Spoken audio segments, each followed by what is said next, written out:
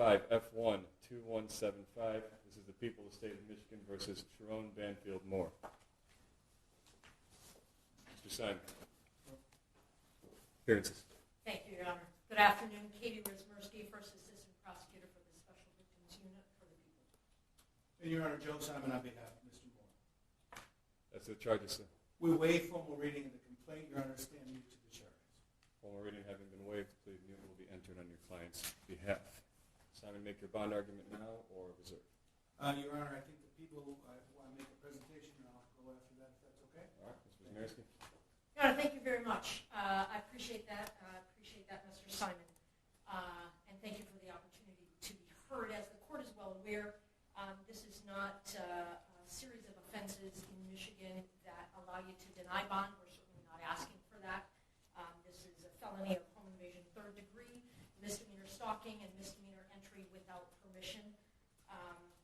Your Honor, we are asking for a $25,000 cash or surety bond in light of the fact that we cannot ask for you to deny bond. I get that he is a man of means, and so this is a bit of a nominal monetary ask, but quite frankly, it would be an ask that I would make for any defendant charged with these offenses before you. So what strikes me as perhaps more important in this scenario are conditions that I would like to ask for, because of course, as you know, Your Honor, you're tasked with trying to make sure that he reappears, but also the safety of the public and this victim in particular. So, Judge, in addition to an ask for a $25,000 cash or surety, we are asking, should he post that? Should you impose that? We are asking that you order that he undergo a mental health evaluation. We are asking that you order him to submit to a GPS tether and that there be a no-go to this victim's residence or place of employment. Ask that you order that there be no contact with her whatsoever in any means, any fashion, direct or indirect, that there be no stalking behavior of any kind, that he be ordered to surrender any and all weapons, further that he be ordered to surrender his passport. Judge, the reason, Your Honor, the reason we make those requests is in light of the factual scenario that gives rise to these charges. My best understanding from a thorough review of the police report and as much body-worn camera as I've had an opportunity to review is that I understand that our victim broke up. They had an intimate relationship for a number of years, defendant and victim, that our victim broke up with this defendant on Monday morning early, that there continued to be defendant making numerous phone calls and sending numerous texts from that time moving forward that she did not answer, did not respond to, and did not want. That eventually she presented herself to the University of Michigan, cooperated in some form of investigation there. As we all now know, defendant was at some point on Wednesday afternoon fired from his employment. He then, at some point soon thereafter, came to her apartment in the address that is alleged in the complaint, barged his way into that apartment, immediately then proceeded to a kitchen drawer, grabbed several butter knives and a pair of kitchen scissors, and began to threaten his own life. I'm going to kill myself. I'm going to make you watch. My blood is on your hands. You ruined my life. And a series of very, very threatening, intimidating, terrifying, quite frankly, statements and behaviors there in that apartment. It was only then, Your Honor, when the victim, she called her attorney and then at some point indicated she was going to call the police, and then he left. And so, Your Honor, while I understand that there isn't evidence to suggest that he directly threatened the victim with any of those implements that I've indicated, the totality of the behavior is highly threatening and highly intimidating. She was terrorized, Your Honor. And in light of the totality of all of those circumstances, we consider the defendant to be a risk to public safety, a risk to this victim, and it is for those reasons that we are asking for those specific conditions. I'm more than happy to answer any other questions that the court may have or give you further information, and I appreciate the opportunity. Thank you, Judge. Mr. Simon is the bond. Your Honor, let me start at the end where the people ended. in terms of risk to public safety, my client's 39 years old with zero prior criminal history, zero prior contact with the criminal justice system in any fashion. The threat to public safety argument by these charges, maybe that's the point, but there's no evidence to suggest that he's a threat to the public safety. The next thing is that the people referenced the court rule that I want to come back to, that you can't deny bond in a situation like this, and they referenced something else that I want to come back to, which is the fact that they reviewed thoroughly the police report, and they reviewed thoroughly the body cam. I've had none of that opportunity.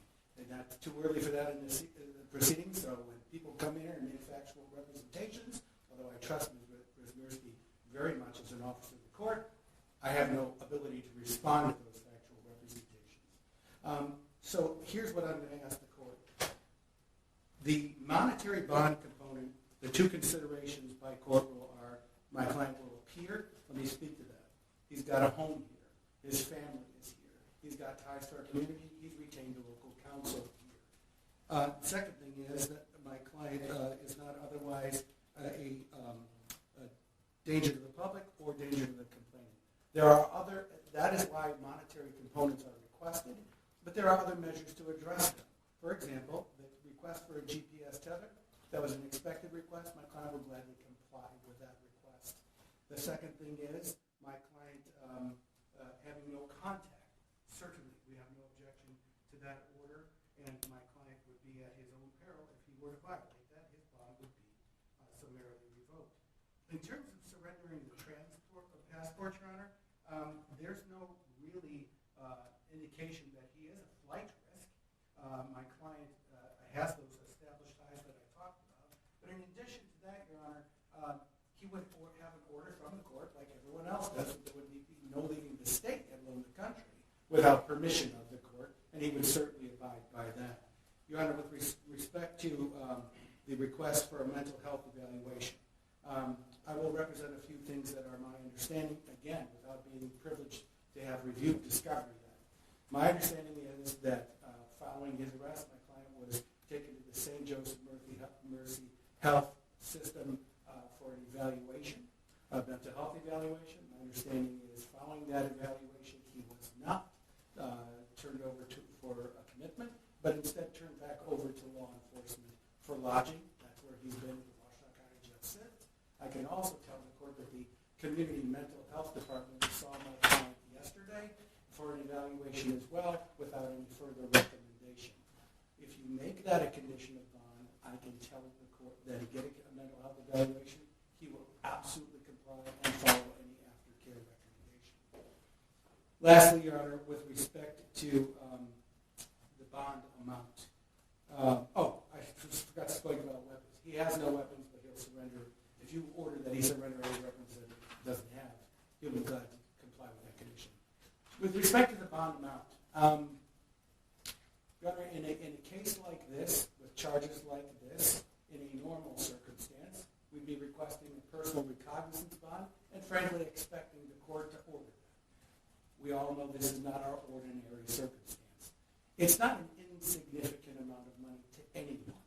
And I ask that the court set the bond amount to the principles not of my client's bank account, but to the principles of the charges and to the principles of the court rule. Therefore, I'm requesting that if the court orders a monetary component at all, that it be with a $25,000 10% privilege. And also, Your Honor, if my client is to order to a GPS tether, things have to happen pretty significantly to try to get that in place in time for what we hope to use in this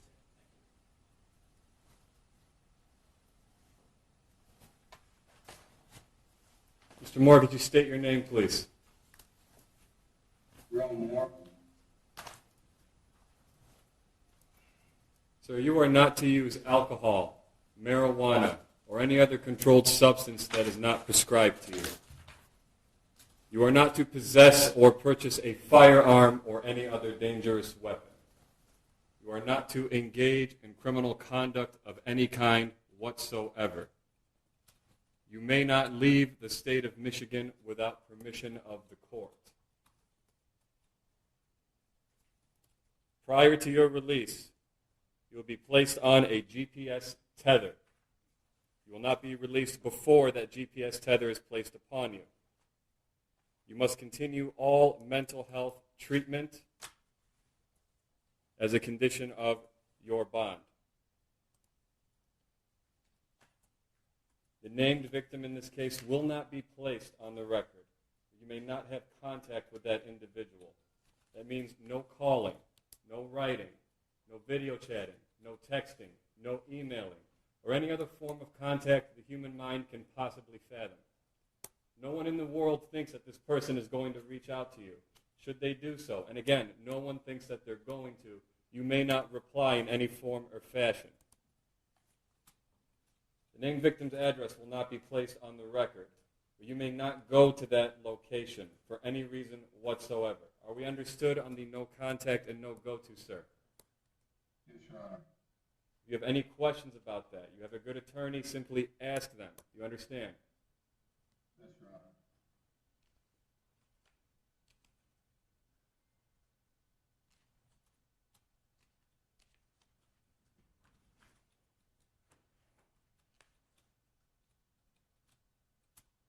Bond will be set in the amount of $25,000 cash surety, as requested by the prosecution's office. This court does not determine innocence or guilt. This court determines flight risk and community safety. The court finds with these conditions in place, it has been met. Mr. Simon, we are setting probable cause conference at this time for January 8th due to the holidays and scheduling. Is that a good court date for you? Your Honor, my client will waive his right to have that next court appearance within 14 days. I've discussed that with him. I also tried to coordinate calendars with Ms. Wismierski. In support of that, I think we're both available on January 22nd, if the court would order that. And I'll add one more thing for the record in support of that. I understand there is continuing investigation, so in addition to the discovery I don't yet have, there may be even more. So it will be January 26th, 2020. January 22nd, then. January 22nd, 2026, 9 a.m., 14A1 District Court, Courtroom C. That will be in person. Sir, do not violate these bond conditions. Follow all orders of the court. Stay in contact with your lawyer. That concludes this hearing. Thank you, Your Honor. Thank you very much.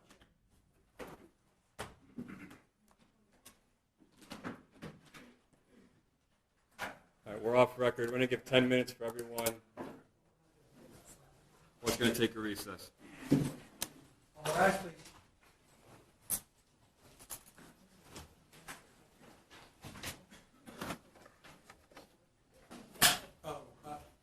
Magistrate, if Katie, can you vote?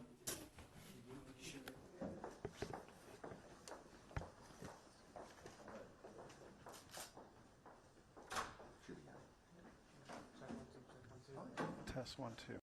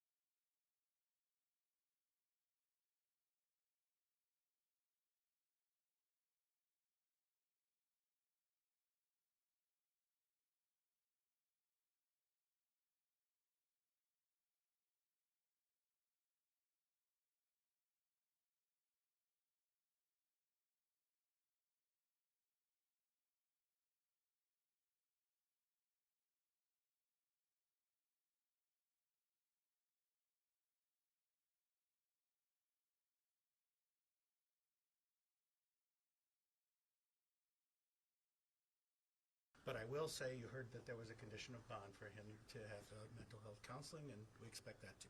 Okay? Do you have any comment on the allegations None, against him? none. And I said in court, I've not seen a police report. I've not seen any other discovery. It would be irresponsible to comment, so I won't. How's he doing mentally? Is sustaining? Yeah, so again, not going to comment on that. Thank you very much, but I do need to get through you guys. Thank you.